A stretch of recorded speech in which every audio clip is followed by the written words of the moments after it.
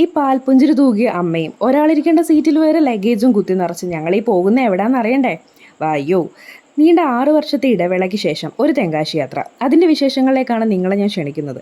ഞാൻ മാത്രമേ ഉള്ളൂ ഈ 6 വർഷത്തെ ഗ്യാപ്പ് ഇട്ടത്. അമ്മയും അച്ഛനും ആങ്ങളെ ഇടയ്ക്കിടയ്ക്ക് പോകാറുണ്ട്. അച്ഛൻ തമിഴാളി, അമ്മ മലയാളി, ഞാൻ filling the blanks with suitable words. നിങ്ങളുടെ ഇഷ്ടം, നിങ്ങളുടെ ഇഷ്ടം.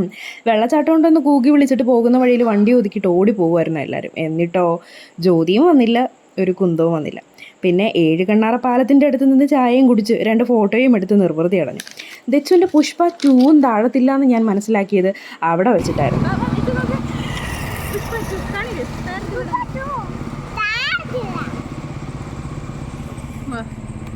പിന്നെ മലവെള്ളത്തിലൊക്കെ കുറച്ച് കളിച്ചും കുളിച്ചും വീണ്ടും യാത്ര തുടർന്നു.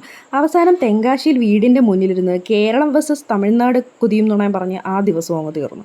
ഞങ്ങളുടെ ഈ തെങ്കാശി യാത്രയുടെ ബാക്കി വിശേഷങ്ങൾ അറിയാനും ഞങ്ങളുടെ ഈ ഫാമിലിയിൽ ജോയിൻ ചെയ്യാനും സബ്സ്ക്രൈബ് ചെയ്യാനും ലൈക്ക് ചെയ്യാനും മറക്കല്ലേ.